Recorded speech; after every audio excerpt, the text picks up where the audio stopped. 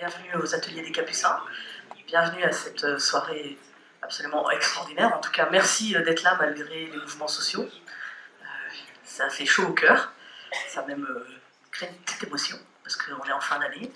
Mais d'abord, j'aimerais vous montrer un petit dialogue avec un invité de marque. Vous l'avez remarqué, il est blanc. Il s'appelle Pepper. Pepper, capte-moi. Bonjour Pepper. Comment ça va? Bonjour Sigolène, je suis en pleine forme, merci. Que fais-tu ici? Que fais-tu ici? Que fais-tu ici?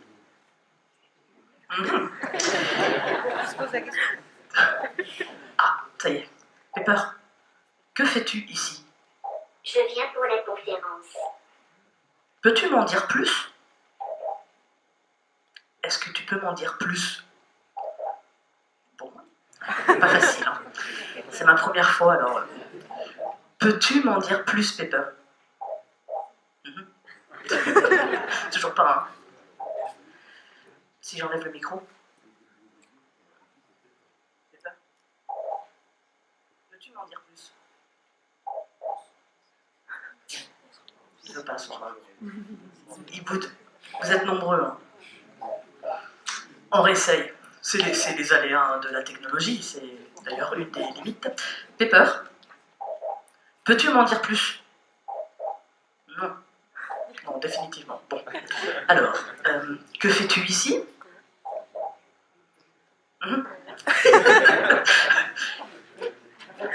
Alors, on va essayer autre chose. Pepper, que sais-tu faire?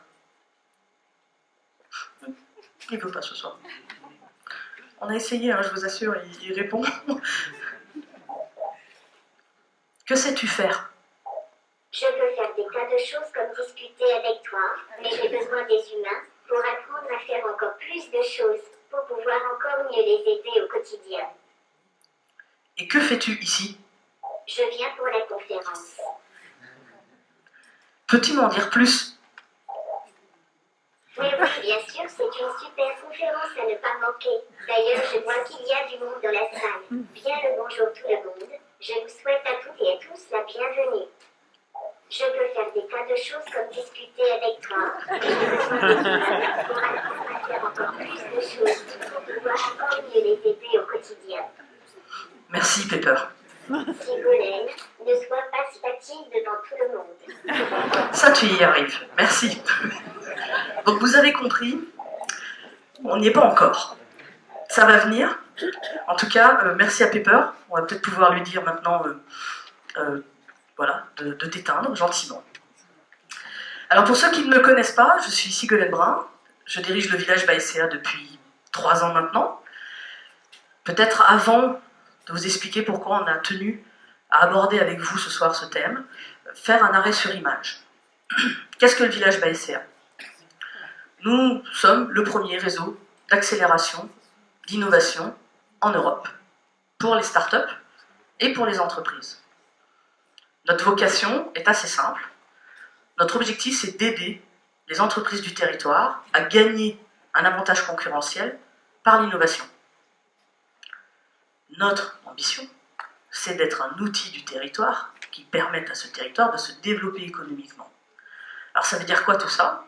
Ça veut dire que d'un côté, on va accompagner des startups, on va accompagner des entreprises selon leur maturité, selon leurs besoins, selon leurs enjeux, et on va adapter, faire du sur-mesure pour que demain, ils puissent effectivement innover et venir au même niveau que leurs concurrents ou dépasser leurs concurrents. On appelle ça en fait accompagner par de la compétence. Comme vous pouvez le voir, ça c'est un arrêt sur image en novembre 2019. Nous avons accompagné déjà 12 startups, nous en accompagnons encore 12 autres. Celles-ci sont spécialisées dans 4 domaines: la mer, la santé, la cybersécurité et l'agri-l'agro. Et on accompagne aussi des partenaires qui ont fait confiance au village Baïséa pour qu'eux-mêmes puissent tirer profit de nos compétences. Notre objectif, il est simple, c'est qu'à la fin de l'année, chaque fois, puisqu'on veut montrer que nous atteignons et nous rendons service au territoire, eh bien nous pouvons prouver que nous réalisons effectivement, on va dire, un bel accompagnement. Et ça se prouve, entre guillemets, par le nombre d'emplois créés. 79. On compte les emplois des start-up. C'est important pour nous, parce que c'est la résultante du développement d'une entreprise, l'emploi, et on sait que quand on crée de l'emploi, on crée de la richesse. Cependant, on ne fait pas que ça. On accompagne aussi, d'un point de vue savoir, connaissance, parce qu'on est convaincu que pour que les entreprises continuent de rechercher, continuent d'innover, elles ont besoin de pouvoir d'appréhender, j'ai envie de dire, l'ensemble de l'évolution du monde, des secteurs et des technologies. Et donc, tous les mois, on organise un 6 to 9, voilà, c'est notre 6 to 9 de fin d'année, où généralement on fait intervenir des experts, des acteurs du territoire et des acteurs en dehors du territoire, et puis tous les mois, nous produisons une chronique dans laquelle il y a des convictions, des études, des articles qui viennent vous apporter de la valeur pour développer vos entreprises. Nous accompagnons donc en connaissance. Alors, tout ça montre, ce que vous voyez avant, tout ça montre qu'on a une année extrêmement belle, bien remplie, de belles rencontres, de belles réussites, des entreprises qui continuent à progresser, à se développer. Cependant, on a eu aussi un certain nombre de questionnements. Et ces questionnements, ils viennent des échanges qu'on peut avoir avec les entreprises, avec tout un chacun.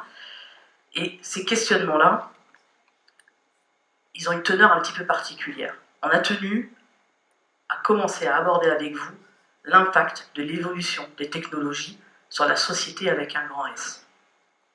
Peut-être que vous l'avez noté, d'ailleurs peut-être que vous étiez spectateur, mais ces derniers mois, en parallèle d'une production assez prolifique de livres, de pièces, on va dire de théâtre, ça c'est pour ceux qui sont un petit peu pointus, de films, ont montré, d'un point de vue science-fiction, des êtres dotés d'un certain nombre de super pouvoirs. Et vous l'avez vu, il y en a en pagaille dans les séries Marvel, etc. Sauf qu'en parallèle de ça, aussi, il y a un certain nombre de prédicateurs qui commencent à annoncer la fin de milliers d'emplois à cause ou grâce, ça sera peut-être à débattre après, aux nouvelles technologies et ces fameuses intelligences artificielles. D'un côté, on a tous de plus en plus d'envie de découvrir ces promesses que nous offrent les évolutions technologiques. Il y a de plus en plus de, entre guillemets, sympathisants et d'utilisateurs de celles-ci. Pour autant, je pense qu'elles interpellent.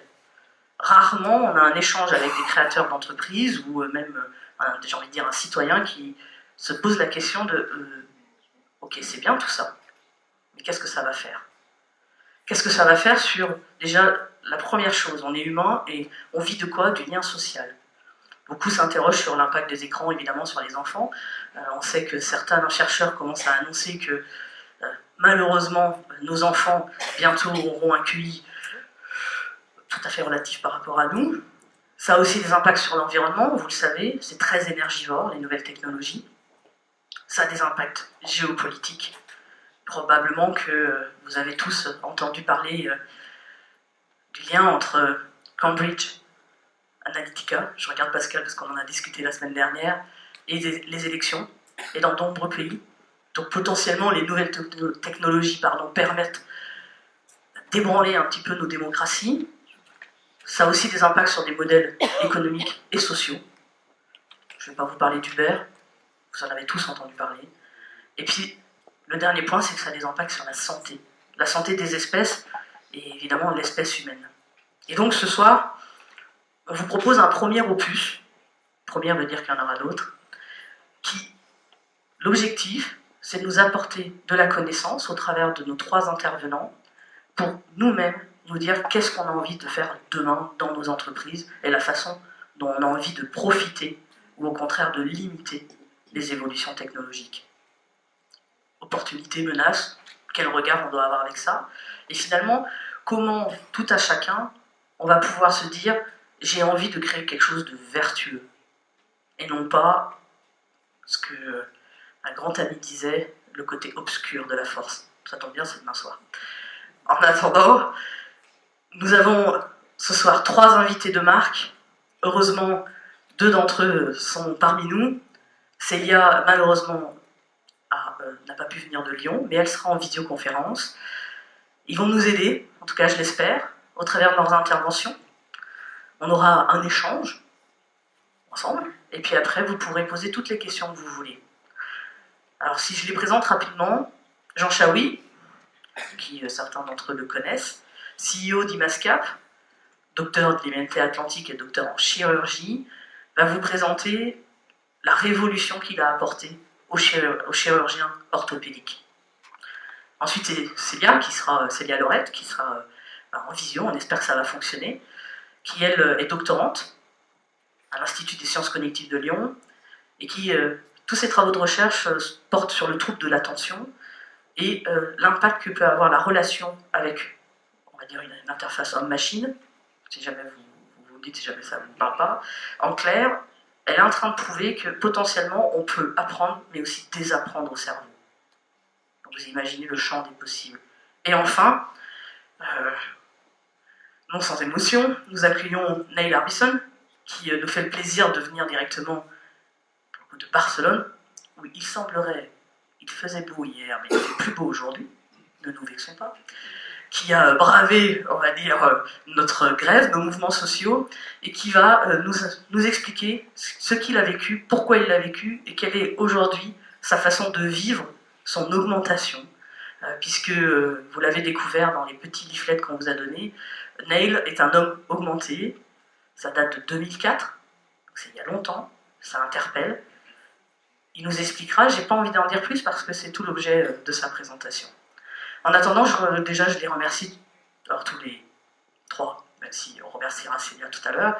Et puis j'ai aussi une petite envie personnelle de remercier l'équipe d'André Thébault qui nous a permis justement d'interagir avec Pepper, on sent mal, pourtant ça fonctionnait très bien tout à l'heure. Et merci André, personnellement, parce que tu es toujours à côté de nous.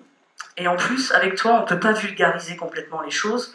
Je me souviens d'un échange sur ce qu'est l'intelligence, et donc ce qu'est l'intelligence artificielle, et on peut plus se permettre juste d'être en surface pour comprendre l'impact de ces technologies. Après, notre soirée, comme d'habitude, parce qu'on est breton, on aime la convivialité, vous avez tous reçu un petit bracelet de couleur, eh bien on partagera le verre de l'amitié où vous pourrez continuer à débattre sur ces questions-là. En attendant, bonne soirée à tous, et puis Jean, tu es le premier, merci à toi.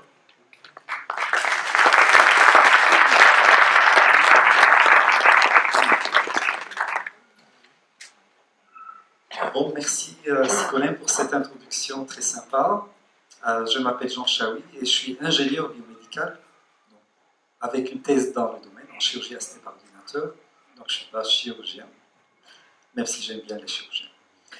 Donc c'est un grand plaisir pour être parmi vous ce soir, pour partager et discuter de la chirurgie augmentée, mais pas que, et comment on peut aller jusqu'à ce qu'on appelle l'homme augmenté. Donc, pour commencer, dans le passé, vous pouvez bien imaginer qu'en cas de problème, le chirurgien était obligé de couper pour voir. Donc, on commence tout d'abord par l'incision, et puis après, on essaie d'identifier le problème pour pouvoir traiter ou réaliser le geste chirurgical qui peut ou pas résoudre ce problème. Pour l'anecdote, ce qu'on voit sur cette peinture de Rembrandt, réalisée en 1632, la leçon d'anatomie du docteur Tulp, donc on voit le professeur Tulp est en train d'expliquer l'anatomie des muscles du bras d'un corps qui est au milieu de la scène. Vous avez bien compris, donc c'est la seule personne qui n'a pas payé pour être sur ce tableau, et c'est le cadavre de M. Kint. En fait, en 1555, c'était pour la première fois, Amsterdam a autorisé la dissection d'un cadavre mâle, avec 3 conditions. Donc, M. Kint a réalisé les 3 conditions qui sont, première chose, le corps doit être un corps d'un homme. La dissection des corps féminins a été autorisée que 130 ans après, donc en 1684. Deuxième condition, il doit être un criminel, assassin criminel qui n'a pas terminé de payer sa dette. Donc c'était son cas. Et troisième condition, ça doit être un étranger, donc un citoyen, un non-citoyen de la ville où ça se passe tout ça. Donc dans cette époque, on s'habillait en noir pour cacher les taches du sang.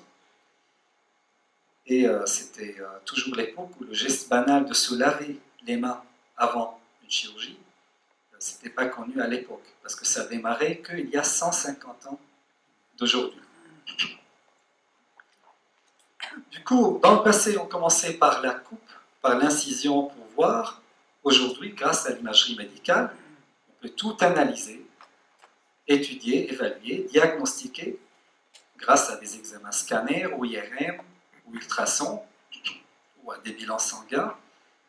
On peut même on peut simuler les différentes étapes pour définir une stratégie chirurgicale, identifier ce qu'on veut faire, tout ça en préopératoire, avant la procédure. Et puis profiter de la techno de la chirurgie assistée par ordinateur pour passer au geste péropératoire ou bien intraopératoire. Et donc aujourd'hui, ou depuis 20 ans, il existe des technologies de navigation chirurgicale qui existent et qui permettent aux chirurgiens en fait, de réaliser la planification préopératoire qu'il a fait. Bien que ces technos, malheureusement, à ce jour, ne sont pas bien diffusés à cause des coûts, ou bien en général de la diffusion, de la difficulté technique et plein d'autres raisons. Notre ambition, c'est de ne pas s'arrêter à l'aspect chirurgie assistée par ordinateur. Notre ambition en ingénierie biomédicale, c'est d'aller plus loin vers des jumeaux numériques. Ces jumeaux numériques existent déjà dans le domaine industriel. En santé, nous commençons aussi à créer ces jumeaux numériques pour chaque personne. Ces jumeaux permettront de prédire le développement de maladies chroniques ou aiguës en fonction du profil génétique et des facteurs environnementaux et d'anticiper du coup la réponse à différents traitements qui peuvent être des traitements chirurgicaux ou aussi des médicaments. Il y a beaucoup d'espoir et de rêve placé derrière cette idée. Pour plus d'exemples concrets, je vais vous présenter une partie de nos travaux à IMASCAP qui s'inscrivent en fait sous ce domaine de jumeaux numériques, même si au lieu de simuler ou de créer le jumeau numérique de tout le corps, on se focalise sur des parties. Et bien sûr, d'autres entreprises focalisent sur d'autres parties et on va tous finir par avoir le jumeau numérique complet.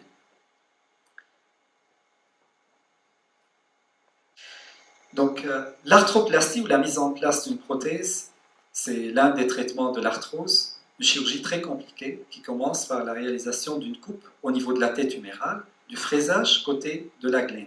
Donc, on enlève les parties articulaires usées et on les remplace par des composantes prothétiques, du métal, tige métallique, hémisphère ou des parties en polyéthylène. Chirurgie compliquée, réalisée par une incision limitée, exposition très difficile. Donc, taux d'échec aussi très important. Donc, chez l'IMASCAP, nous avons développé des algos où nous avons depuis le début appliqué l'intelligence artificielle en imagerie médicale. Donc, à partir d'une série de coupes ou d'images bidimensionnelles d'un examen scanner, le logiciel génère l'anatomie 3D pour pouvoir proposer des étapes ou des fonctions de planification ou de simulation des différentes étapes chirurgicales. C'est au-delà de la reconstruction 3D de l'anatomie du patient, donc ce jumeau numérique pour cette partie osseuse, les algos analysent chaque point 3D. Donc il y a de la reconnaissance de forme ou bien de l'identification des repères anatomiques précises pour pouvoir mesurer ou réaliser des mesures cliniques importantes pour que le chirurgien évalue quelle est la densité osseuse du patient, quelle partie il peut préserver, dans quelle angulation il peut fixer la prothèse pour que ça dure le plus longtemps possible. Et plein d'autres paramètres. Donc tout ça, c'est grâce à l'application de l'intelligence artificielle en imagerie médicale. Et donc, toutes ces étapes sont réalisées en quelques secondes, en 90 secondes en moyenne. Donc, elles ne nécessitent pas l'envoi des images à l'entreprise, comme existent certaines solutions industrielles. Donc, à ce jour, nous sommes les seuls chez Imascap à réaliser cela. Donc, il y a aujourd'hui plusieurs dizaines, voire centaines de chirurgies au moment où je vous parle, à travers le monde entier, réalisées par cette technologie développée ici au Technopôle de Brest. Il y a plusieurs milliers par mois. Plus concrètement, une fois cette intelligence est appliquée en traitement d'image, le chirurgien peut simuler les différentes étapes de la chirurgie, identifier quel type de prothèse, quelle taille de prothèse, quelle orientation, et puis même réaliser des guides sur mesure. Ces guides sur mesure sont envoyés en 3D via le cloud. Et grâce à l'impression 3D, on peut imprimer l'empreinte osseuse de l'anatomie du patient et aussi ce guide qui est personnalisé et qui permet en fait de fixer ou de définir le point d'entrée et l'orientation pour guider le fraisage et donc pour guider la pose de la prothèse. La précision qu'on obtient, c'est de l'ordre de 1 mm grâce à ça, et de 2 degrés au niveau de l'angulation.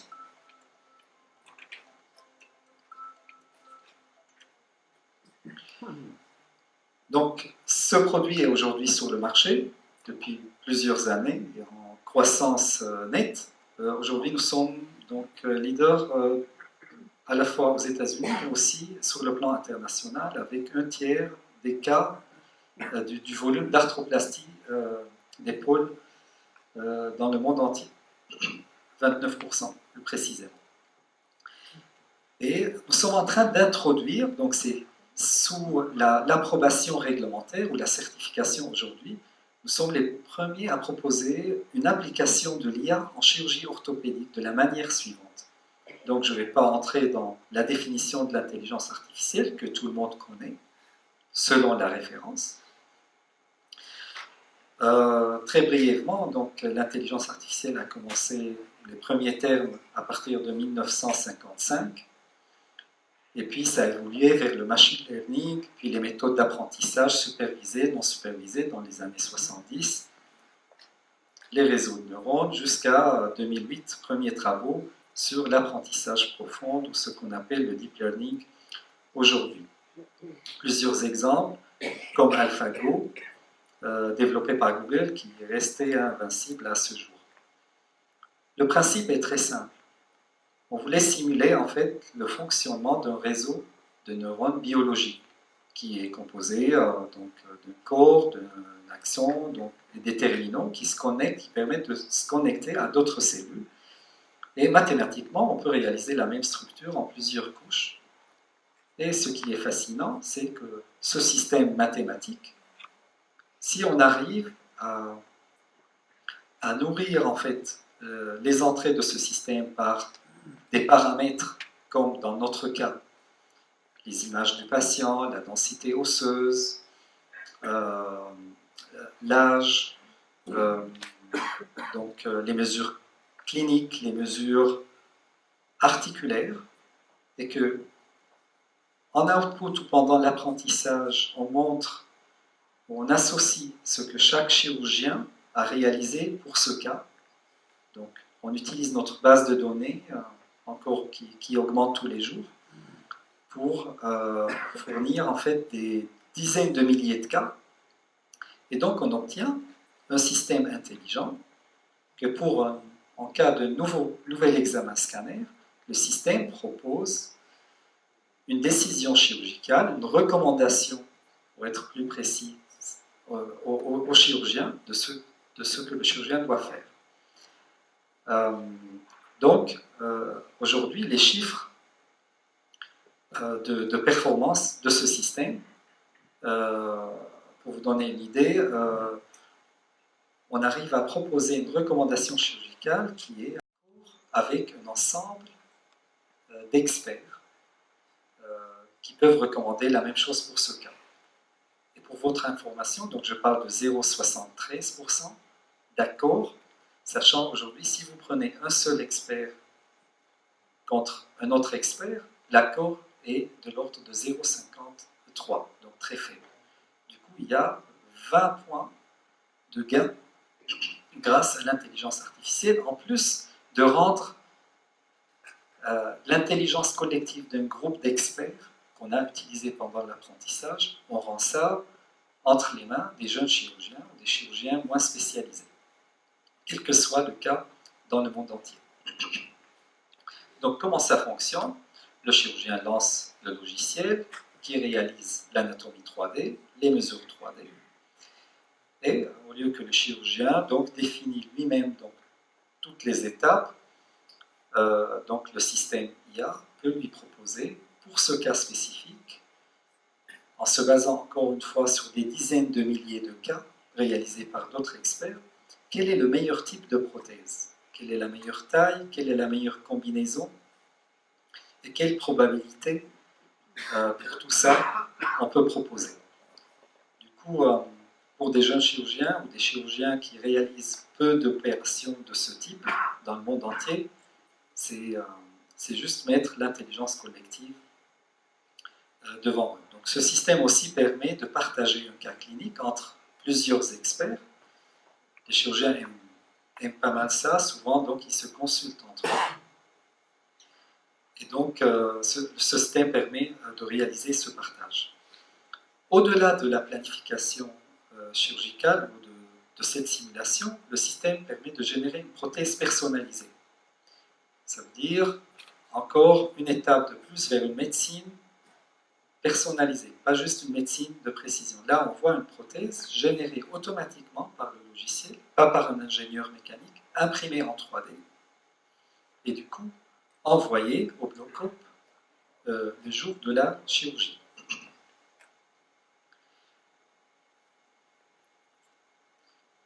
Donc, à Brest, au-delà de l'intelligence artificielle, la planification, la navigation chirurgicale, donc on commence à attaquer ou à coupler tous ces technos avec ce qu'on appelle la réalité mixte, qui ouvre encore d'autres horizons.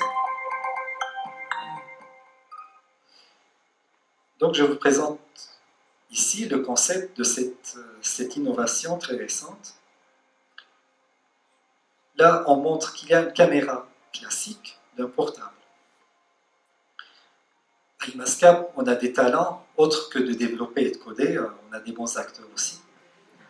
Donc cette vidéo est vraiment interne. Et donc on montre deux scènes. À droite, on voit la scène holographique ou de réalité mixte, pas augmentée mais mixte, parce que les volumes virtuels que vous voyez ici, ce sont des volumes 3D. À gauche, on voit la scène réelle. Donc ils discutent sur deux vides, mais en réalité, ils voient les images, scanners, du patient. Ils voient le modèle 3D. Encore une fois, ce jumeau numérique, c'est l'os du patient, ce n'est pas un os générique ou un modèle générique. On peut présenter ça aux patients, mais aussi à d'autres chirurgiens ou internes ou résidents qui peuvent être dans la salle ou bien en mode virtuel. Parce que grâce à des options technologiques de ces dispositifs de réalité mixte, on peut intégrer donc ce système de collaboration à distance. Donc on montre le point d'entrée pour la prothèse, l'orientation, et puis tout ça, bon, c'est de l'éducation médicale qui sera révolutionnée grâce à ces techniques. Maintenant, on passe sur le guidage. Parce que pendant la chirurgie, ici on trouve une glène imprimée en 3D, donc une partie de l'articulation imprimée en 3D.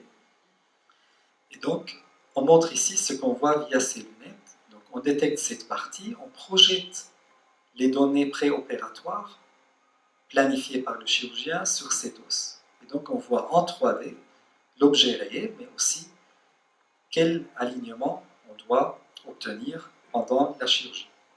Donc ça, c'est bien, c'était sur le modèle plastique, mais on est allé plus loin. Aujourd'hui, on est dans une phase où on test, on est dans un test sur des cadavres, bien sûr, pour pouvoir certifier le système en Europe et aux États-Unis.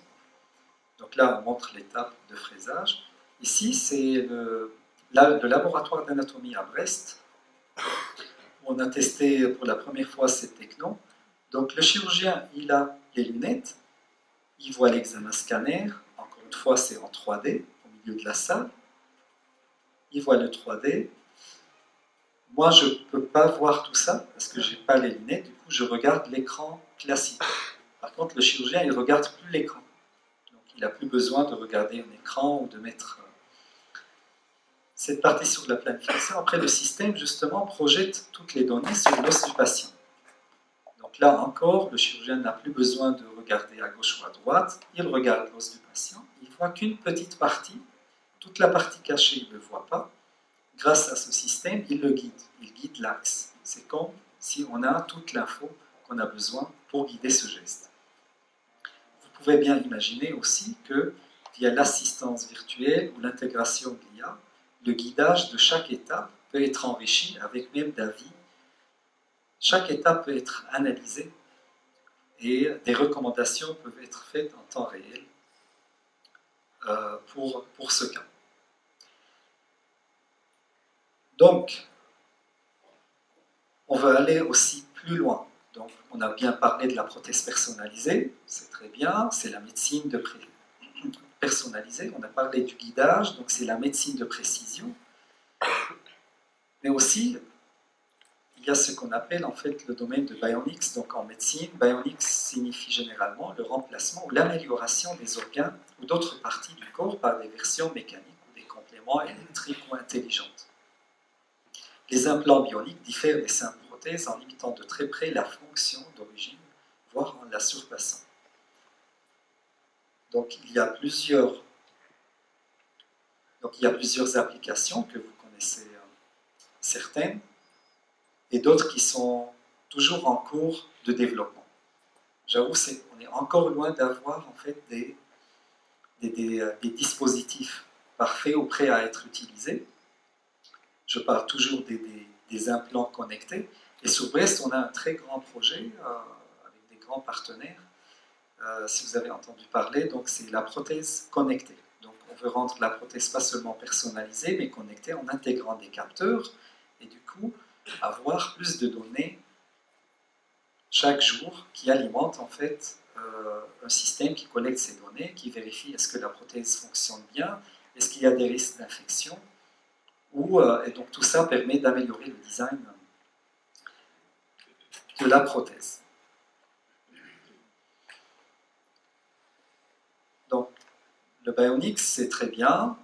Comme j'ai dit, il y a plusieurs projets académiques et industriels. Il n'y a pas encore un succès énorme, mais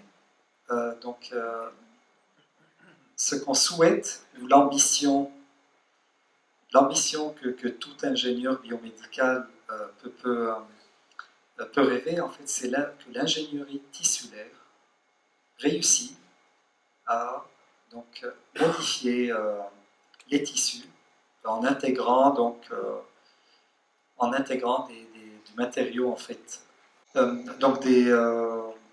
des matériaux chimiques ou en polymère et donc qui favorisent la régénération en fait des tissus perdus ou endommagés. Donc la plupart de ces échafaudages de tissus temporaires seront constitués de polymères biodégradables dont les propriétés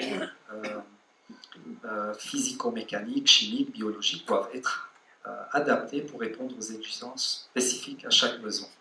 Donc voilà, toutes ces sciences suggèrent en fait des moyens par lesquels la technologie pourrait permettre aux gens de se faire mieux en utilisant des améliorations telles que des modifications cérébrales pour augmenter la mémoire ou les capacités de raisonnement, des modifications de l'environnement ou la création de nouvelles capacités. Donc les avantages peuvent également inclure une vie beaucoup plus longue ou des modifications de l'apparence des personnes pour les rendre plus attractives ou plus distinctes sur le plan esthétique. Par contre, Donc il y a des questions ouvertes que j'aimerais partager avec vous. Sur un aspect philosophique et éthique, comment intégrer la morale aux parties non corporelles du corps? On a bien parlé des composantes électroniques ou connectées ou intelligentes. Donc, on sait aujourd'hui, on peut coder, entre parenthèses, donc la morale, mais en fait, quelle morale sera intégrée? C'est celui du fabricant ou celui du propriétaire du corps?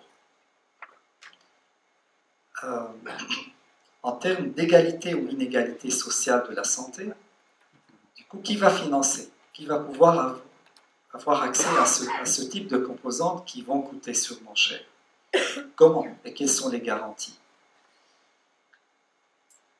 Donc heureusement, on a des acteurs de tous les domaines, même des banquiers, des assureurs. On peut innover là-dessus. Qui est le propriétaire du coup du corps? Lorsqu'il s'agit, si plus que la moitié du corps est composé des composantes non corporelles, est-ce que c'est l'utilisateur, le fabricant des parties non corporelles ou bien le financeur? Est-ce que du coup la morale, c'est la morale des développeurs ou de la société? Donc plein de questions auxquelles peut-être il faut qu'on pose la question, parce que la techno évolue. Hein. Les capteurs connectés sont là, les prothèses sont là, les données sont là, l'intelligence artificielle est là aussi.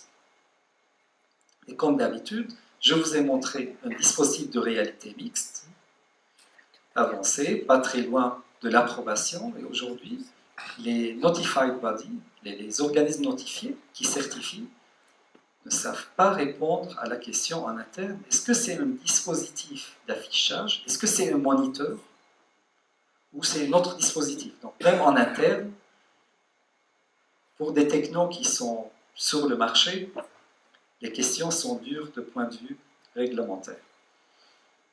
Dominance sociale, au cours des prochaines années, est-ce que Neil et ses amis cyborgs, ou ceux qui auront un lien plus profond avec la technologie que les autres humains, pourraient revendiquer une place plus dominante dans notre société? Donc des questions intéressantes auxquelles je n'ai pas absolument les réponses. La seule chose, c'est que je connais que la techno avance très vite. Même nous, ingénieurs, qu'on a appris le machine learning il y a plusieurs années, là, on arrive presque plus à suivre l'avancée en fait sur le deep learning et tout. Bien, on code ça et puis on est surpris des résultats qu'on obtient, même si on code ça. Donc c'est très, très intéressant. Pour parler plus chiffres, revenir à la réalité, au terrain, la santé n'a pas de prix, mais elle a un coût. Les dépenses de santé explosent ces dernières décennies à cause du vieillissement de la population, que ce soit en Europe, aux États-Unis ou ailleurs. Les États-Unis dépensent 650 milliards de plus par rapport aux autres pays développés, rien que sur la santé. 11 000 $ par an, c'est ce qu'un Américain paye par an en moyenne. 18% du PIB, 3,65 trillions de dollars. La France, on est à 11, ça c'est 2018. La question, est-ce que vraiment ce surinvestissement sur la santé, est-ce qu'en contrepartie, on reçoit vraiment la valeur attendue? En tout cas, le défi consiste à conserver les forces du système actuel tout en remédiant à ses lacunes et en réduisant les coûts. Donc, réduction des coûts. La révolution Big Data, IA, jumeaux numériques, qui est en cours dans le secteur de la santé, doit vraiment être focalisée, non pas juste sur créer l'innovation, mais que l'innovation soit utile pour réduire les coûts et rendre les soins plus égalitaires. Du coup, libérer le pouvoir de l'innovation disruptive en santé, il faut tout faire pour ça. Pour pouvoir créer des innovations qui améliorent notre vie, mais qui réduisent les coûts et qui élargissent l'accès aux soins, que ce soit par des digital twins ou par d'autres techniques. En tout cas, pour aujourd'hui, mon message, c'est que notre système de soins est un système de maladie et d'assurance maladie, plutôt qu'un système de santé et de soins. C'est un système réactif. Il faut attendre, tomber malade pour réagir, avoir une maladie pour se soigner, une tumeur, qu'elle soit découverte, ou une crise cardiaque pour réagir encore. Donc c'est un système de traitement plutôt qu'un système qui nous maintient en bonne santé. Donc, la santé ne se trouve pas seulement dans le cabinet de médecin ou dans un centre hospitalier. Elle commence dans nos familles, chez nous, nos foyers, dans nos écoles, nos milieux du travail et sur nos terrains de jeu, et dans nos parcs, dans l'air qu'on respire, dans l'eau qu'on boit. Et donc c'est cette réalité qui doit inspirer toute innovation en matière de la prestation de services de santé, que ce soit des objets connectés ou des zones augmentées ou bien de chirurgie assistée par ordinateur. Merci pour votre attention.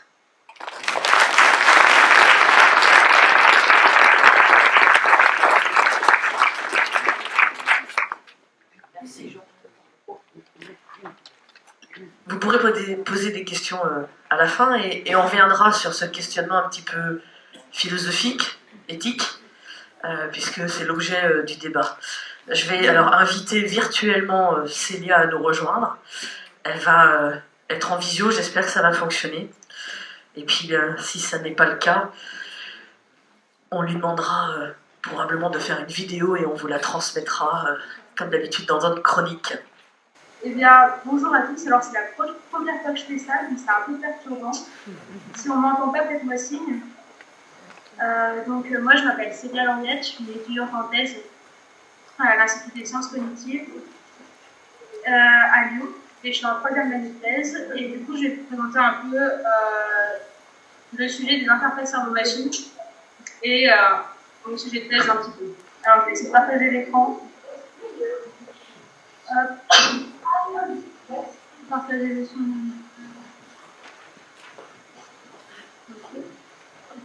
Est-ce que tout est bon? Oui, parfait. Ah, non, pas tellement.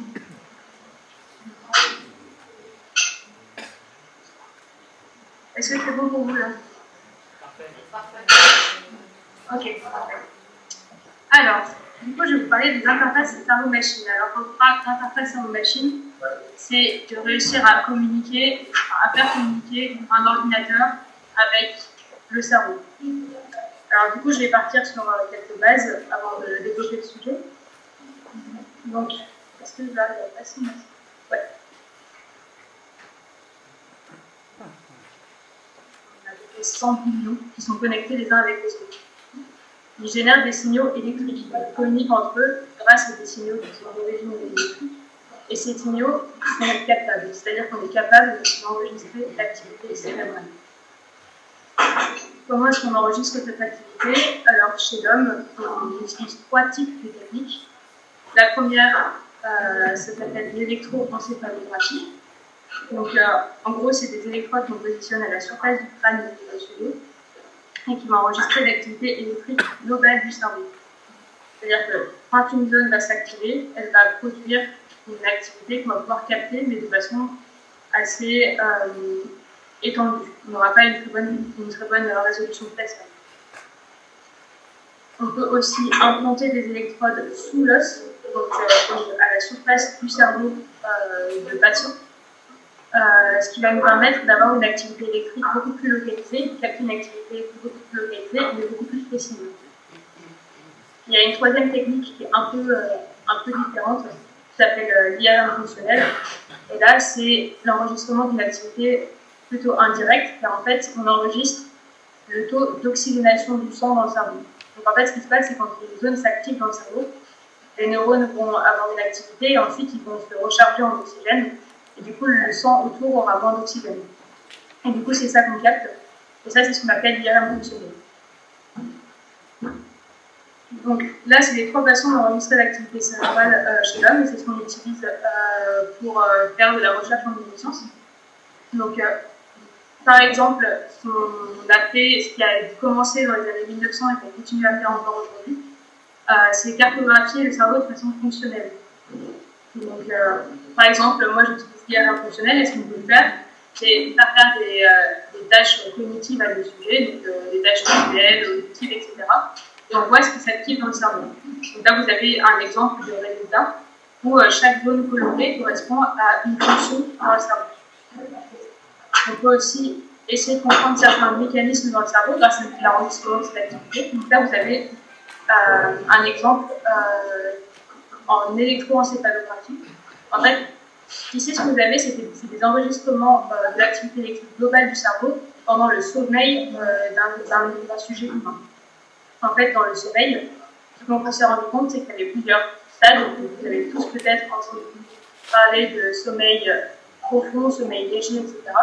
Et en fait, c'est visible en enregistrant l'activité électrique des sujets humains. Et donc, on peut voir que quand le sujet s'endort, il passe par différents stades.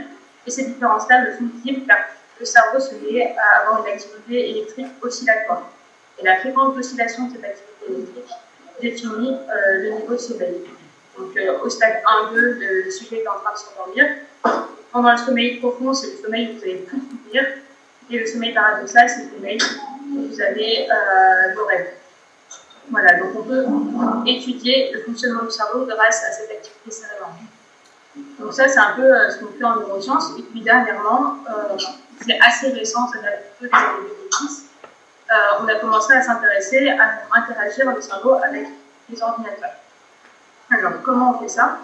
On utilise ce qui est très à la mode aujourd'hui, l'apprentissage machine, donc le machine learning en anglais. Alors, je vais juste vous présenter vite fait le concept, et ensuite, comme ça, pour développer des applications en neurosciences.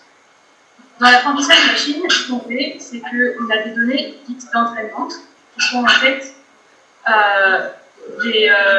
des chiffres, des lettres, avec une étiquette.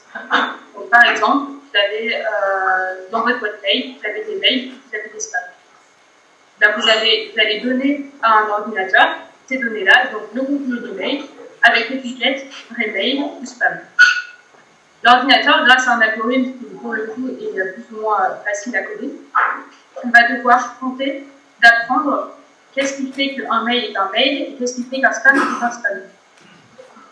Et donc ça, c'est la phase d'apprentissage. Il va utiliser les données d'entraînement pour apprendre à classifier les mails en spam ou en mail d'intérêt. Quand il apprend cette classification, ensuite il donne ce qu'on appelle une fonction de prédiction. La fonction de prédiction, c'est ce qui ensuite va nous permettre, si on nous donne de nouvelles données, donc de nouveaux mails, de nous donner une prédiction, spam ou non. Et c'est ce qui se passe dans votre boîte mail. Quand vous ouvrez votre boîte mail, vous avez boîte spam automatique. C'est exactement ce qui se passe. Donc, moi, je vous ai parlé des mails et des spams à très haut niveau de machine learning. On peut coder des algorithmes qui sont capables, par exemple, de battre les meilleurs joueurs de Go. Qu'est-ce qui s'est passé avec l'algorithme AlphaGo de Google? Alors, revenons aux interfaces cerveau-machine. Les données d'IRM, de G et d'IPOG, intracérébrales, sont des données qu'on peut utiliser comme données d'entraînement. Si on sait ce que la personne est en train de faire, ce à quoi elle est en train de penser, et qu'on a l'activité cérébrale, c'est exactement le même type de jeu de données que spam et non spam. Par exemple, imaginez qu'on enregistre l'activité cérébrale d'une personne qui bouge ses doigts, et ben on peut donner à l'ordinateur l'activité cérébrale pour le mouvement de chaque doigt. Et donc c'est comme ça qu'on peut essayer de construire des interfaces cerveau-machine en essayant de prédire ce que la personne essaie de faire et de le décoder grâce à un ordinateur. Alors, du coup, je vous montre le principe. Alors, c'est un schéma assez vieux.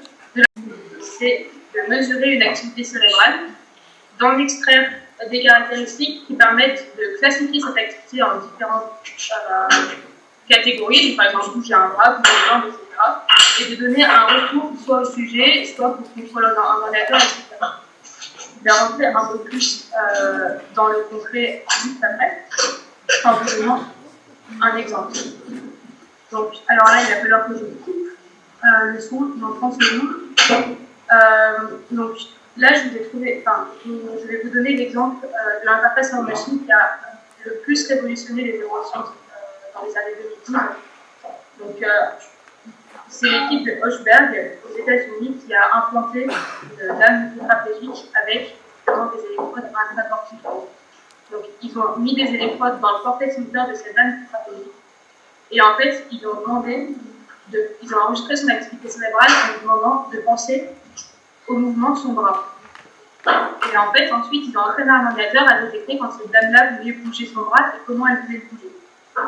Et ensuite, ce qu'ils ont fait, c'est que du coup, cet ordinateur qui a été entraîné, ensuite, quand la dame pensait à bouger son bras, l'ordinateur détectait qu'elle pouvait bouger son bras, et ensuite, il faisait bouger un bras robotique pour répondre à la demande de cette dame. Donc, je vous montre la vidéo. Alors.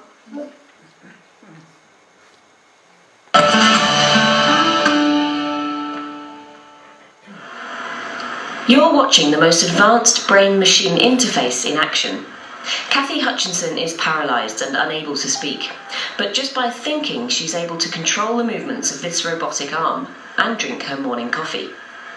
She's part of a pioneering study run by researchers at Brown University in the US. People who are paralyzed. Je réactive le micro. Donc là, c'était en 2012 ce qu'on a été capable de faire. Alors, bien sûr, on ne va pas pouvoir implanter des cerveaux. C'est pas facile d'implanter des cerveaux chez des humains, il faut pas mal d'autorisation éthique. Mais il existe aussi des interfaces cerveau-machine. Donc celle-là, c'était une interface cerveau-machine motrice, mais des interfaces cerveau-machine beaucoup moins invasives. Donc c'est le cas. Alors, est-ce que je peux. C'est le cas de ce qu'on appelle le P300 Speller, qui a été aussi une des interfaces cerveau-machine pionnières dans le domaine, où en fait là on utilise l'activité électrique globale du cerveau, donc on utilise l'électroencéphalogramme. Et en fait ce qu'on fait, c'est une interface cerveau-machine qui sert à permettre à des personnes qui ne peuvent pas parler ou qui ne peuvent pas bouger d'épeler des mots et de communiquer avec l'extérieur. Et comment cette interface marche? En fait on présente des lettres visuellement aux personnes. Et quand la lettre intéresse la personne, il y a une activité spéciale qu'on arrive à enregistrer grâce à l'électroencéphalogramme 300 millisecondes après l'apparition de la lettre. C'est pour ça qu'on appelle ça le P300. Et donc du coup, l'ordinateur peut détecter quand est-ce que la personne est intéressée ou non par la lettre qui est présentée. Et donc du coup, sélectionner la lettre et petit à petit épeler des mots. Donc c'est pareil, je vais vous montrer une vidéo qui date un petit peu de 2012, qui illustre un petit peu ce que je vous dis.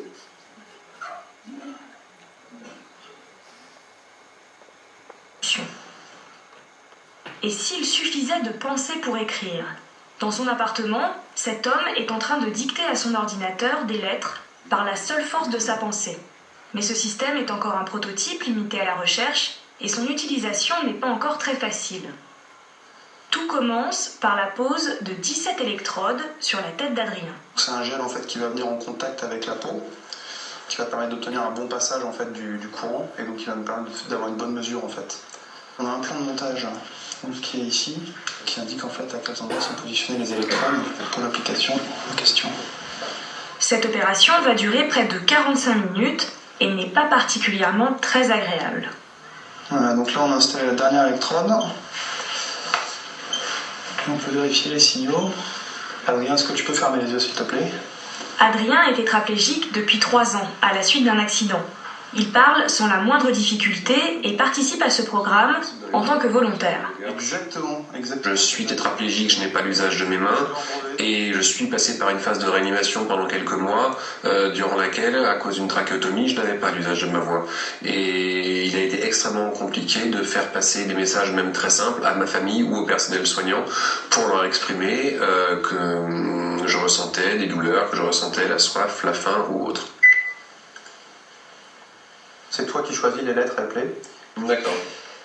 Pour faire deviner une lettre à l'ordinateur, Adrien doit fixer la lettre de son choix. À chaque fois que cette lettre s'allume sur l'écran, son cerveau réagit.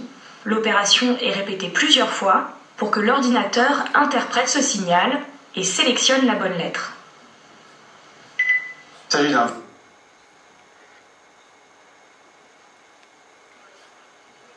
Donc là, vous avez vu un exemple d'interface cerveau-machine non invasif qui permet effectivement maintenant de communiquer avec des personnes dites locked-in. Donc les personnes locked-in, c'est des personnes qui sont coincées dans leur corps. En fait, elles ont leur cerveau qui marche de façon à peu près normale, mais elles ne peuvent même pas bouger les yeux, elles sont totalement paralysées. Et du coup, le fait de pouvoir épeler des mots comme ça leur permet de communiquer avec l'extérieur.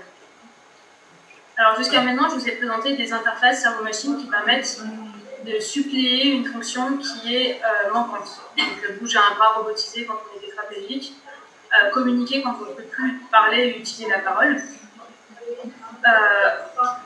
Il existe aussi une autre application d'interface cerveau-machine qui est plutôt la réhabilitation, donc plutôt réhabiliter une fonction qui n'est pas manquante mais qui est déficiente. Donc je reviens sur mon petit schéma d'interface cerveau-machine où je vous ai dit que le principe c'était de mesurer l'activité cérébrale, d'extraire des caractéristiques pour ensuite définir ce que la personne est en train de faire, penser, etc. Et je vous ai dit, on a un retour, donc la personne peut bouger son bras, etc. Et c'est sur ce retour perceptif qu'on va jouer lorsqu'on fait de la réhabilitation. Donc, un exemple concret, c'est souvent utilisé dans les cas d'AVC, d'accidents vasculaires cérébraux, où les personnes ont une partie du cerveau qui va être endommagée et qui vont avoir du coup des fonctions qui vont être soit perdues, soit très atteintes. Et donc, ce qu'on fait, c'est que, par exemple, là, on utilise encore l'électroencéphalographie, et les personnes, on leur demande d'essayer d'activer la fonction manquante. Dans le cas de cette étude-là, le monsieur était hémiplégique, donc il avait du mal à bouger son bras gauche. Et en fait, on lui demandait de penser à bouger son bras gauche. Et quand l'ordinateur détectait qu'il pouvait effectivement bouger son bras gauche, on stimulait son bras électriquement pour que le bras bouge effectivement. Et le fait d'avoir ce feedback sur je veux bouger quelque chose et ça bouge effectivement, en fait, ça renforce la plasticité cérébrale et ça permet aux personnes de récupérer plus vite. Et cette notion de réhabilitation en utilisant la communauté cérébrale ou en décodant une activité cérébrale, c'est ce qu'on appelle le neurofeedback.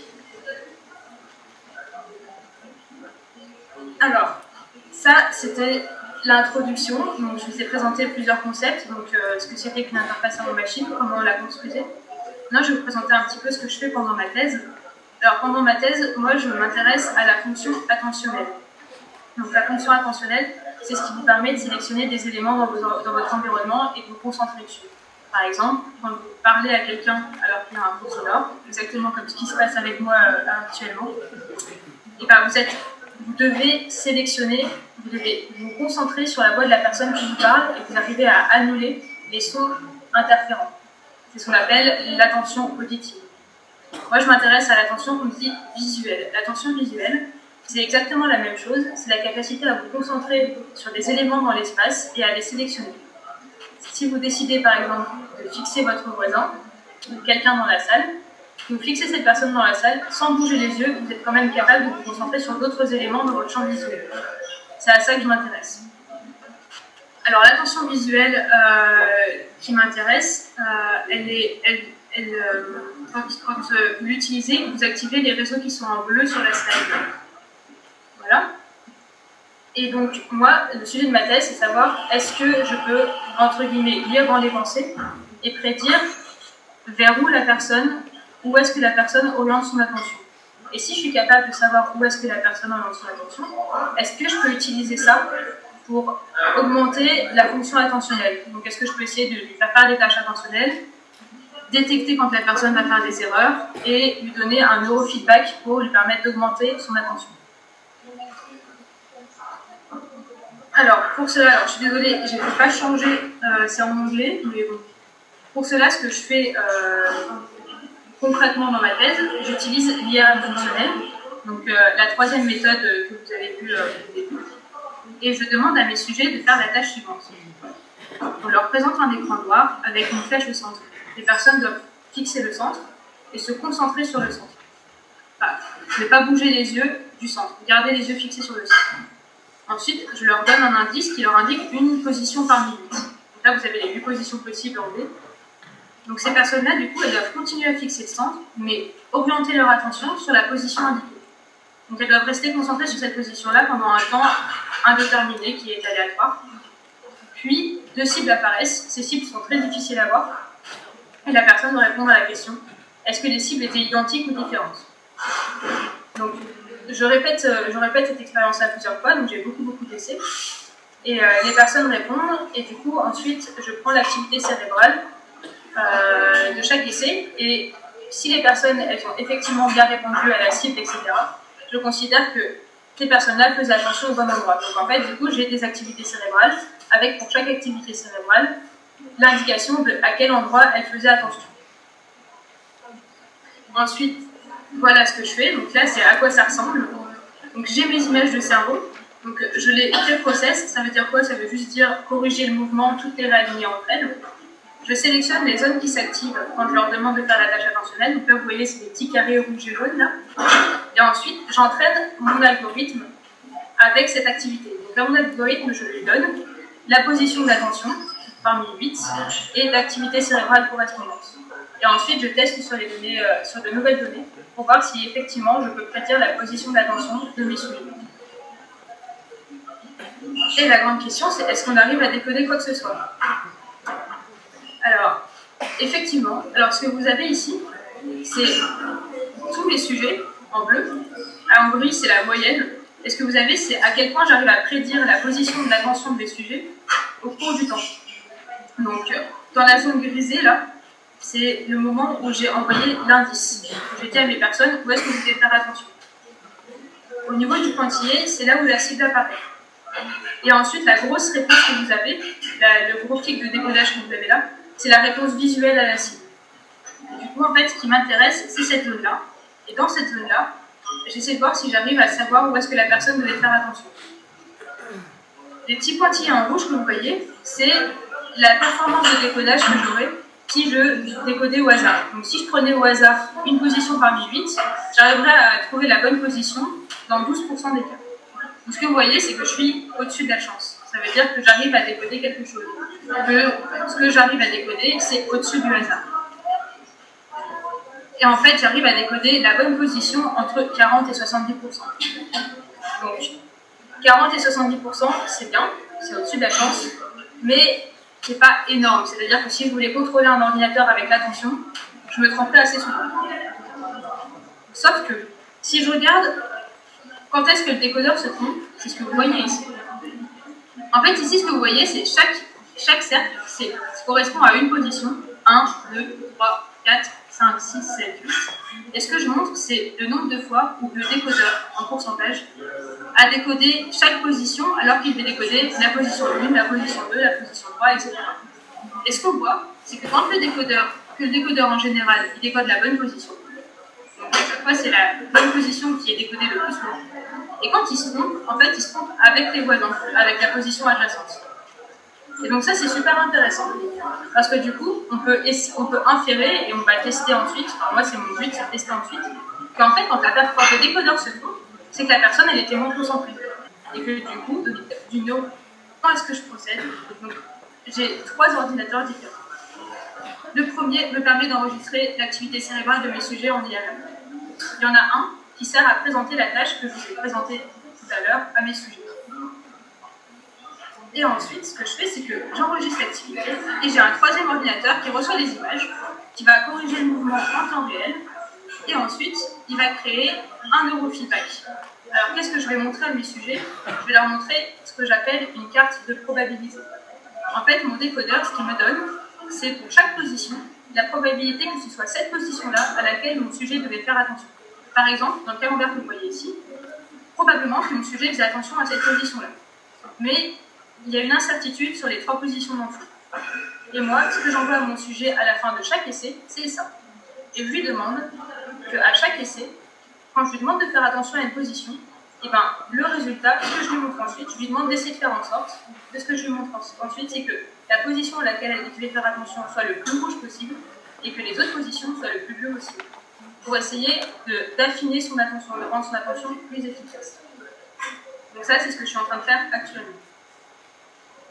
Le but, c'est de voir si je peux augmenter la fonction attentionnelle, si ce neurofeedback va avoir un rôle, une influence sur la plasticité cérébrale. Est-ce que le fait de demander à une personne de changer le fonctionnement de son cerveau va engendrer des changements de fonctionnement dans le cerveau? Et ensuite, si tout ça, ça fonctionne, d'essayer de faire de la rééducation de personnes qui ont des troubles attentionnels. Donc, les interfaces cerveau-machine, ça permet de réparer, d'assister ou d'augmenter une fonction. Assister, c'est ce que je vous ai montré avec les interfaces cerveau-machine motrices, le P300 Réhabiliter, c'est le neurofeedback, la neuroréhabilitation. On peut stimuler la plasticité cérébrale. Dans la neuroréhabilitation, ça se voit très bien. Les personnes récupèrent beaucoup plus vite quand il y a un neurofeedback. Cela dit, dans le domaine des interfaces cerveau-machine, il y a pas mal de personnes qui éthiquement posent certains problèmes, comme par exemple le problème d'utiliser ces interfaces comme des prothèses qui ne seraient pas forcément nécessaires. On prend souvent l'exemple de cas où, par exemple, on prend souvent l'exemple du cas du téléphone et de Google. En fait, ce qui s'est passé dernièrement, c'est qu'on est tellement habitué à utiliser Google pour chercher des informations que les neuroscientifiques ils ont montré que on était beaucoup moins efficace en termes de mémoire car on avait toujours l'information à disposition. Imaginez, par exemple, on crée une interface cerveau-machine qui vous permet de ne jamais rien oublier. C'est très possible que du coup le cerveau, avec sa plasticité cérébrale, perde la capacité à utiliser lui-même sa mémoire. Donc est-ce que augmenter la personne via une machine, ça ne serait pas la diminuer sa propre nature? Donc il y a pas mal de questions qui se posent là-dessus. Et je vous remercie pour votre attention.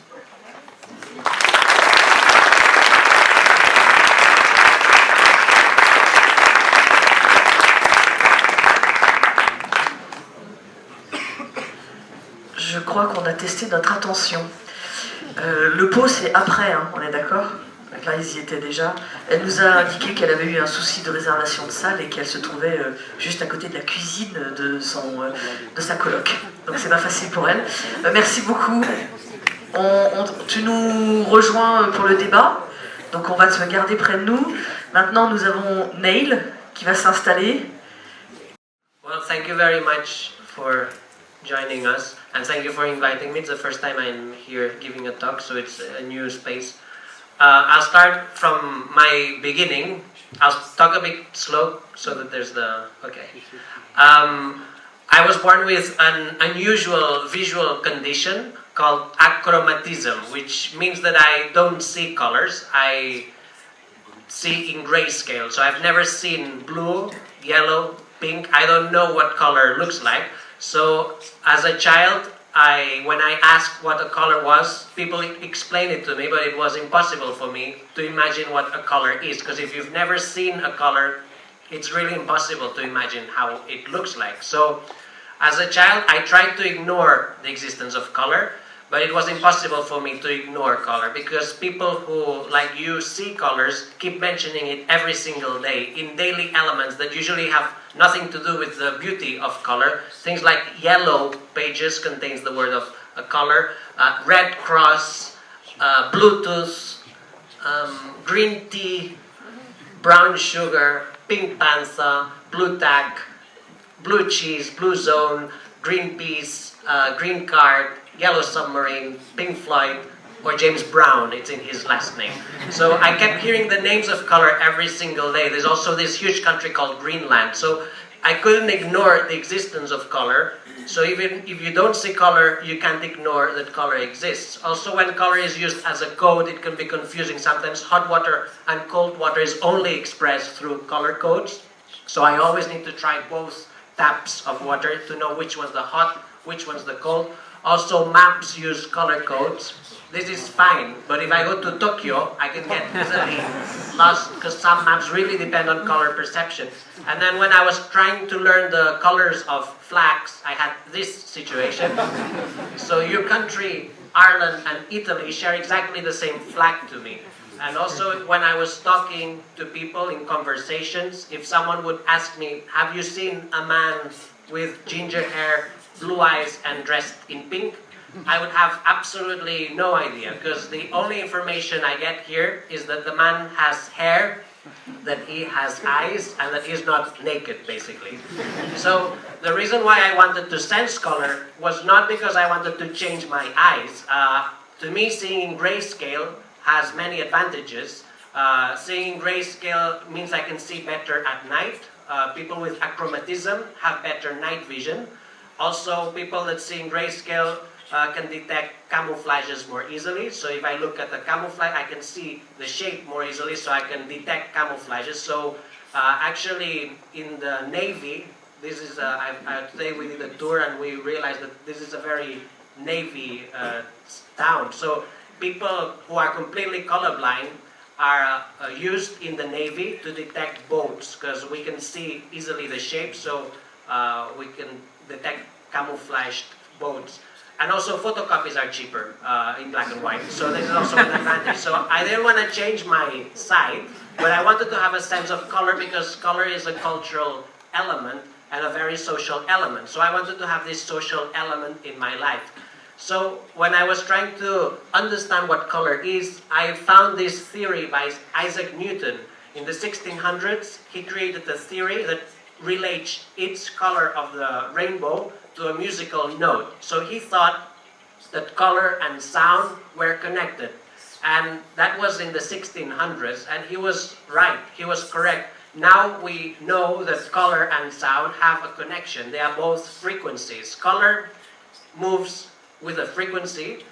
Each color has its own vibration, and sound also has frequencies. It has its own vibration. So color and sound have something in common. They're both frequencies. So the theory he created was subjective. It was not using technology, but now we can tell that red, for example, if we could hear the vibration of red, we would hear a note between F and F sharp.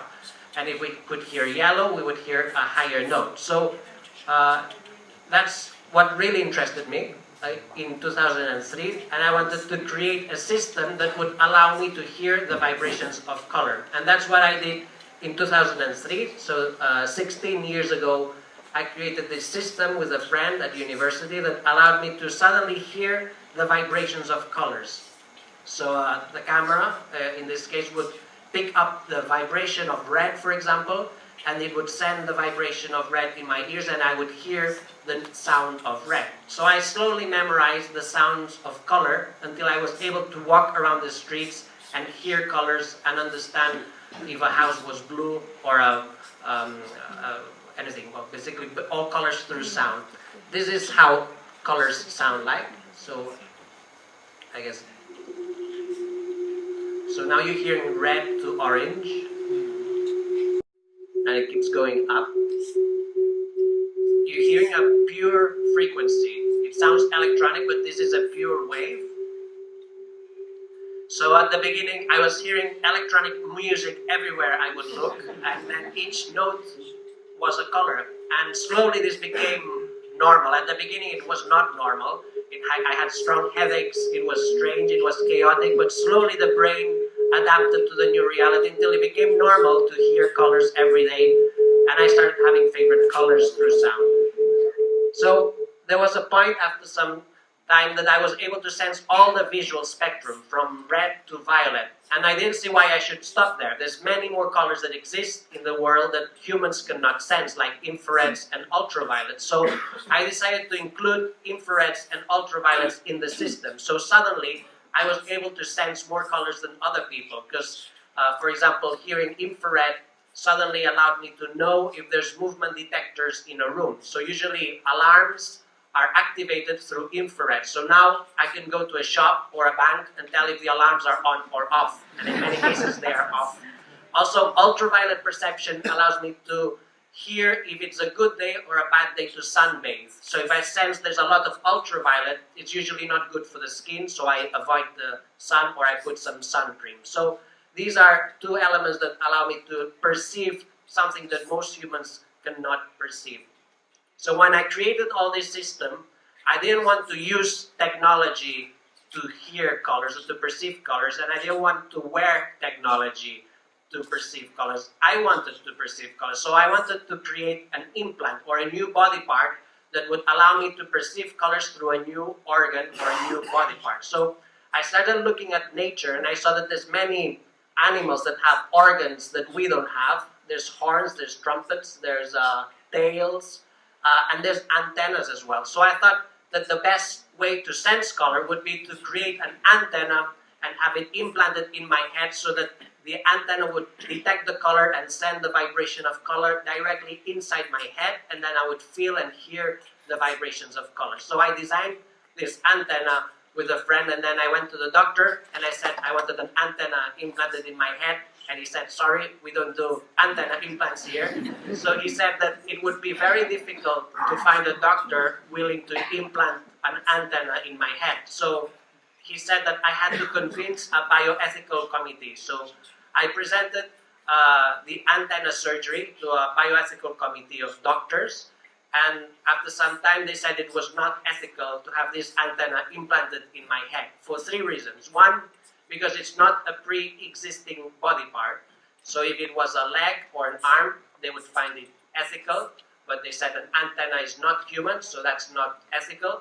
The second reason, because sensing infrareds and ultraviolets is not human, so they didn't find it ethical, because it goes beyond human perception. And the third reason they said no is because they were very worried about the image the hospital would have if someone came out with an antenna sticking out of the head, they said. So they said no to the surgery, but they helped me find a doctor willing to do the surgery anonymously in Barcelona.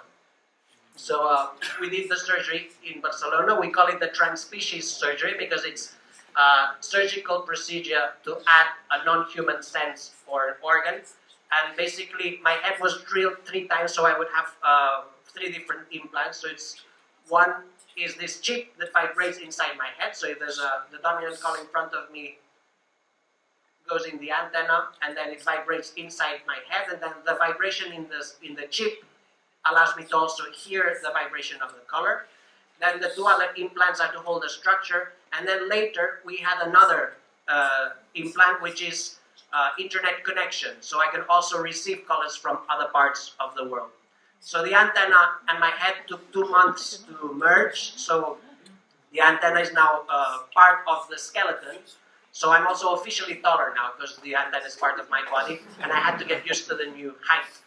So the internet connection allows me to receive colors from 5 different people. There's 5 friends that have permission to send colors to my head. So now I'm here in France, but at any moment, my friends from the other parts of the world can start sending colors to my head with a mobile phone. So they can use a mobile phone and then stream images, live images, directly to my head. So I could suddenly be sensing the colors of a sunset in Melbourne, or I could suddenly be sensing the colors of a supermarket in New York. So my friends can share a sense with them, which is the sense of color. And I see this as the future of the internet. We've been using the internet as a tool or a communication system for many years now, but I think the next stage will be that we'll start using the internet as a sense or a sensory extension.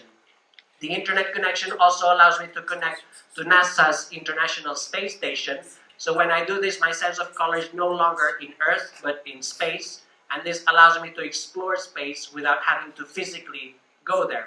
I call this becoming a senstronaut. Senstronaut is basically to send our senses to space and explore space without having to physically go there. This is a much more ecological way of exploring space. If we all connect our bodies to sensors in space, we can still explore space without having to physically go there. So this is an MRI scan of my brain. The doctors don't see the difference between the software and the brain anymore, and that's why I actually feel cyborg. The word cyborg basically means that I feel that I am technology. I don't feel that I'm using or wearing technology. I feel that I am technology, but the word actually means cybernetic organism. So I am a cybernetic organism because I'm biologically and psychologically merged with cybernetics. Moon and I went to visit the man that invented the word. He's 95, he's still alive in San Francisco.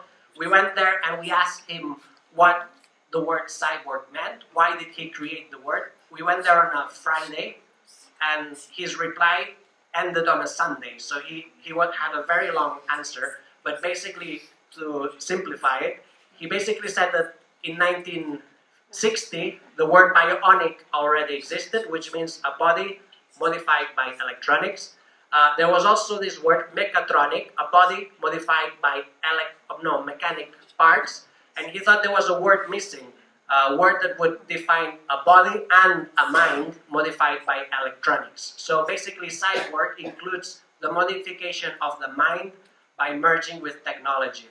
But now, in the 21st century, I noticed that they all actually talk about the body, and I thought there was a word missing. What happens to minds that are modified by technology without having an implant?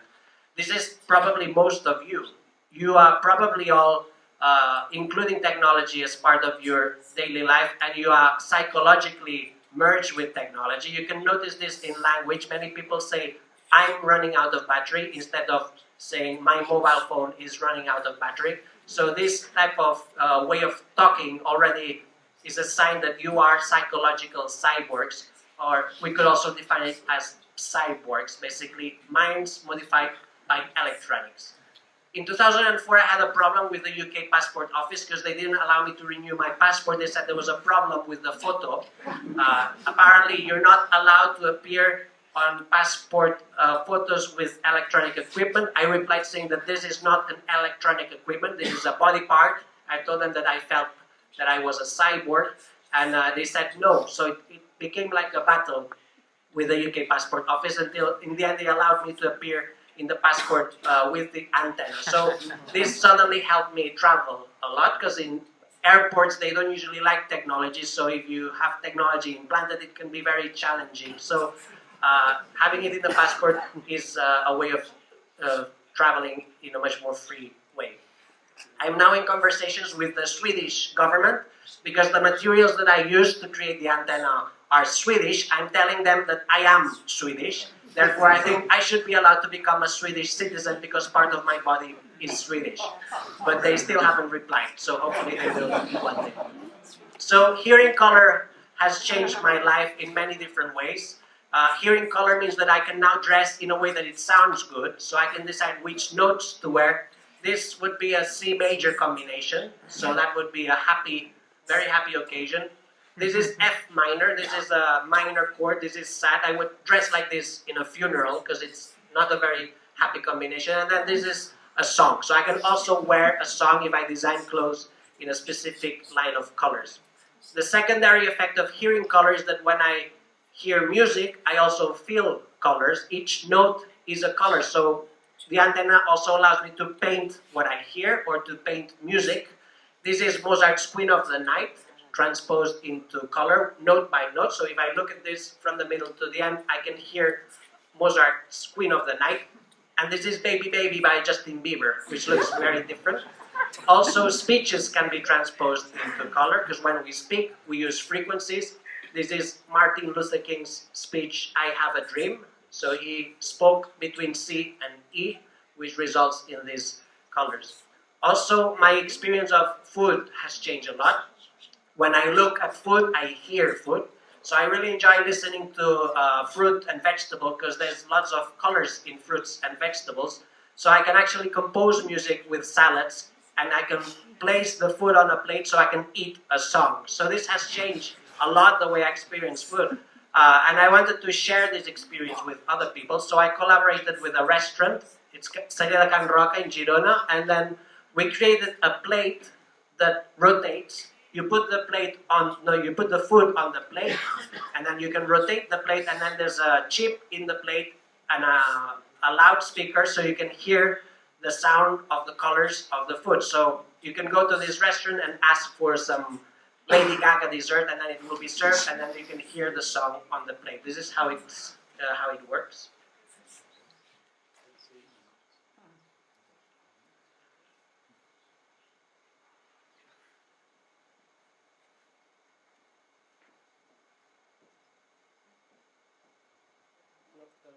Back here.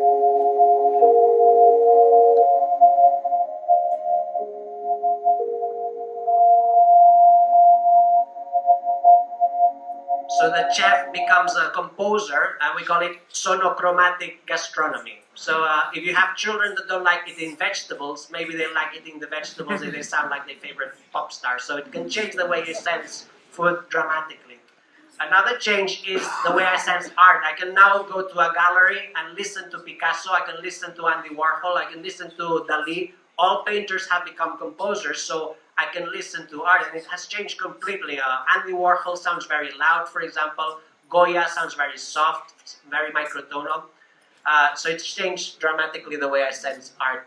And also the way I sense people, because people's faces have colors. So when I get close to someone's face, I can listen to the sound of the eyes, the lips, the skin, the hair, and each face sounds different. So I really enjoy creating sound portraits where I get close to the face, and then I write down the sound of the eyes, the lips, the skin, and then I send them an MP3 of their face so they can listen to themselves. We all sound different. One of the first face portraits I did was of Prince Charles. I asked him if I could listen to his face, and this was his reaction when I asked him. He didn't quite understand what I was saying.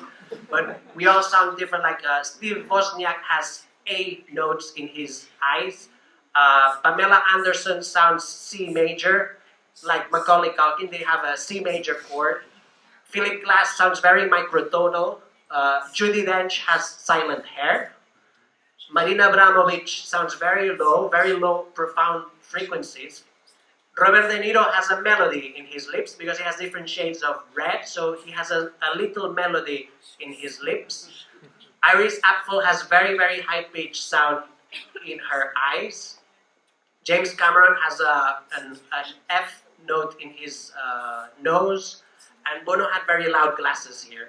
So we all have a specific soundscape, but what really shocked me is that people who say they're black, they're not black, and people who say they're white, they're not white. People who say they're black, they're actually very, very dark orange, and people who say they're white, they're actually very, very light orange. So the fact that people say that humans are black and white is completely false. We are all orange.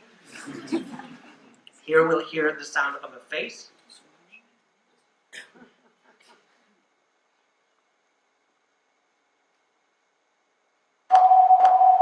In this one there's rhythm, so I can also create rhythm with people's faces. Usually I get that with the audience, so I can create face concerts from the colors of the audience. So if the concert sounds really bad, it's not my fault, it's the audience's fault, because that's where the music is coming from. The last face concert I did was of Prince Albert II of Monaco, and I've been told that he likes the sound of his face so much that he's using it as his ringtone. So whenever someone calls him, he hears the sound of his face. So I'm not the only cyborg artist in the world. There's Moon Rivas, she's here. She's been working with merging with technology for over 10 years. One of her biggest or most known projects is the Seismic Sense. She had 2 implants in her feet that allowed her to feel earthquakes wherever she was. So if there was an earthquake in China, she would feel it in her feet. If there was another one in Japan, she would feel it in her feet. So she was connected to online seismographs, and this allowed her to feel the seismic activity of the world in her body. She also connected her body to the seismograph on the moon, so this suddenly allowed her to feel moonquakes. And there's also moonquakes, not only earthquakes. So she also became a senstronaut by merging her body with sensors in space. Together we created the Cyborg Foundation in 2010 to help people become cyborgs. So we've been collaborating with many other people, creating new senses and new organs with other people so they can expand their perception of reality. We've also been promoting cyborg art as a cultural movement. And then we've also defended cyborg rights, which is the right to design ourselves. We presented the Cyborg Bill of Rights in different governments, and basically what we ask for is the freedom of morphology. We should all be free to decide which senses and organs we want to have as a species. We should all have the right to organic naturalization, which is that we should consider these as organs, not as devices. Freedom of disassembly. No one should try or be allowed to remove these new organs. Sometimes it happens that people try to pull the antenna. It's usually the same group of people. It's usually drunk women, so it's something that happens. But then there's also the right to bodily sovereignty, which is that we should be allowed to protect ourselves from hackers. Having internet in our bodies means that we can be hacked by hackers. Through all these years, it only happened once that someone without permission started sending colors to my head So it wasn't one of my friends, it was someone else. So I was physically hacked once, but I actually liked it. It wasn't a bad experience, but if it was bad, we should have rights that protect us from who is allowed to enter our minds or bodies via the internet. And the last one is that we should all be treated as equal. There are no superior or inferior species. We are all equal. This is Manel de Aguas. He's another cyborg. He has 2 fins that allow him to feel the weather. So through this organ, he can feel and predict if it's going to rain or it's going to be sunny. So he's literally a weatherman. He can also connect to different weather stations around the world. So he can also connect to the weather in other places and feel the weather in a very precise way. With Manel de Aguas and Mun Rivas, we created the Transspecies Society, which is an organization that gives voice to non-human identities. Not everyone feels 100% human, so we thought we should have an association that gives voice to people that doesn't feel 100% human. In my case, I no longer feel 100% human because the definition of human doesn't include an antenna as an organ. The definition of human doesn't include infrared and ultraviolet perception. And I've been sensing this for so long that I feel that the word human doesn't define me 100%. I prefer to define myself as a trans species because I have organs and senses that are not traditionally human. These are other projects we've been creating at the Cyborg Foundation. This is Joe Dagny. He has echolocation. There's many animals that can sense presence 360 degrees. He has these implants in his cheekbones and at the back that allow him to feel presence 360 degrees. So without using his eyes, he can go in a room and he will know if there's anyone near him. He can also feel the temperature of the object or person. So if it's 36, 37 degrees, it's usually a human. If it's higher, maybe it's a dog. If it's lower, maybe it's a plant. So he can feel presence in a very precise way. This is Pau Prats. He has developed this skin. This is his first prototype, but it's a skin that allows him to feel ultraviolet levels in a very precise way. So he can go in the street and tell us the UV, ultraviolet levels. This is This is Alex. He has this sensor that allows him to feel the air quality. So he can walk around the street and tell us if the pollution levels are getting higher or low. Also, he can walk in a building and he can tell us if the air quality in this room is not good or better than the one outside. It's not only pollution, it's also oxygen levels. There's Kai Landre. He can feel cosmic rays. So now in this room, there's cosmic rays coming from space and we can't feel them, but he can actually feel cosmic rays. This is a project that Mun did. It's a pair of earrings that allow you to feel presence. So there's earrings that vibrate, and then if there's someone walking in front of you, you feel the vibration. Depending on the interval between the ear and this ear, you can actually feel the exact speed of any moving object. So you become a speed radar, basically. You can also use this system to sense if there's someone behind you. So this gives you retroception. We've been giving this sense to many cars, but you could also have it applied to your body through earrings.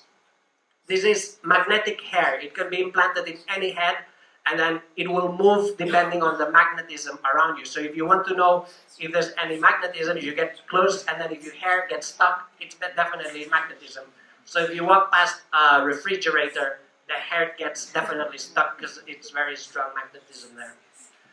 This is an implant inside the ear in order to receive music or any sounds through the internet directly into your ear.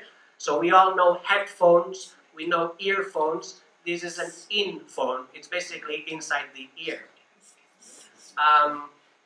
That's the implant that Mun, Manel, and I have in our knees. It's basically a compass that allows you to feel where the north is. So it's a sense that many animals have. They can feel where the magnetic north is. So this is a very simple implant that can allow you to feel the magnetic north. This is a spine. Actually, this was done, well, a similar one was done with students in France. We sometimes give workshops, and this was in Aix-en-Provence, I think. So there was a girl there that wanted to feel the tide when the sea goes up and down. she was from Mont Saint Michel, so that was really important for her because if the tide is up, before you couldn't go home, basically, if the tide was down, you could walk home. So she wanted to have an organ that would allow her to feel the tide in Mont Saint Michel. So we did this as a spine, and then she could feel the water levels going up or down. This is a very simple tooth. It's not a sense, but it's a very practical thing. I had a tooth missing, so I had it replaced with a tooth with a small light, so that in case of total darkness or emergency, I can just click and I have emergency light in my mouth. So if you have a tooth missing, you can have this light tooth implanted. The problem is that when I was eating, the light was going on and off all the time. So I had it removed, and we tried to find a different system. This is a project, a communication system that Moon and I created in Brazil. So we went to Sao Paulo and we created this system. Basically, a tooth was implanted in my mouth and another tooth was implanted in Moon's mouth. And whenever Moon clicked, I would receive a vibration in my mouth. And whenever I clicked, she would receive a vibration in her mouth. We both learned the Morse code. So depending on the rhythm, we could actually talk to each other from mouth to mouth. So we call it the transdental communication system. And it's a system that works under the water. It works in space because you don't need air conduction. And it works independently from all our other senses. It actually works through Bluetooth. So it's a Bluetooth tooth that allows you to communicate from mouth to mouth. And the last one is the sense of time. This will be installed in my head this Christmas. On Christmas Day, I'll have it installed around my head. And it's basically a point of heat that will take 24 hours to go around my head. So I will feel the rotation of the Earth around my head. So if I feel the heat here in the middle of my head, it means it's 12 o'clock solar time in London. If I feel it here, it's 12 o'clock solar time in Iceland. This is in the Atlantic. I guess you are somewhere around here. But then this is New York. This is the middle of the US. So I will feel where the sun is shining. And this will be an organ for the sense of time. We all have a sense of time, but we don't have an organ for the sense of time. So the experiment is to see what will happen if we create an organ for a sense that we already have. The aim is to create time illusions. So if I want a situation to last longer in the future, when my brain is used to it, I will program the point of heat to go a bit faster or a bit slower in order to create time illusions. So the aim is to be able to modify my perception of time and create time illusions. If we have eyes for sight, and that's why we can create optical illusions. So if we have an organ for time, we should be able to create time illusions. This is basically how it works. 12 o'clock in London, I will feel the heat here in India. So basically, the aim is to take Albert Einstein's theory of time relativity into practice and see whether or not we can modify our perception of time through an organ of time. What you've seen here, we call it cyborg art. It's the art of creating new senses, the art of creating new organs, and the art of designing your perception of reality. We don't call it AI, because AI would be, if the antenna was telling me the names of colors, that would be AI. But I didn't want technology to give me intelligence. I didn't want technology to tell me what colors were in front of me. I wanted technology to open up my senses. I wanted technology to give me a sense. I didn't want technology to give me intelligence. So that's what we all do. We like to define it as artificial senses, not artificial intelligence. When you merge with artificial senses, the intelligence is created by your brain, not by the machine. So it's a slower process, but in the long term, it's your brain creating the knowledge. It's not knowledge given to you by machines. And the reality that we live in, we don't define it as augmented reality, and we don't define it as virtual reality. We define it as revealed reality, because basically we are merging with technology in order to reveal something that already exists. In this room now, there's a lot of things that exist and that we don't feel, like there's cosmic rays, there's seismic activity, there's probably a bit of ultraviolet or infrared in some corners. So there's a lot of elements that we don't feel and that are natural. So technology can allow us to reveal them. So we call it reveal reality. Just to end, I've had the antenna now for 16 years, and I've been walking in the streets with it, and it's been interesting to see how social reaction has changed since 2004. In 2004, most people thought it was a reading light, so they would ask me if I could turn on the light, so they thought this was a light. In 2006, 2007, most people thought it was a microphone, a flexible microphone. In 2008, people thought it was a hands-free telephone, so they thought it was I was on the phone. In 2009, people thought, and 2010 as well, they thought it was a GoPro cam. So people thought I was filming them, so they would wave, thinking that they were being filmed. In 2012 and 13, many people thought I had something to do with Google Street View, and that I was streaming the streets. In 2014, also they thought I had something to do with Google Glass. In 2015, children asked if this was some kind of selfie stick attached to my head, because there were lots of different types of selfie sticks. And in 2016, people shouted at me Pokemon, and they tried to catch me. So social reaction keeps changing.